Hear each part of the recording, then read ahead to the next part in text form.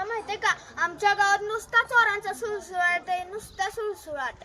अगं रचेरीची दिन काय पण चोरून नेते ती. कुत्री बित्री पाळा की मग.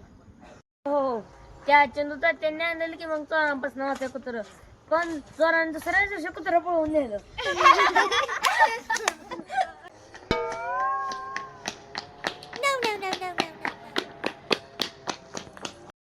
अरे भाग क्यों नाहीये? अरे चोर सापडला, चल चोर.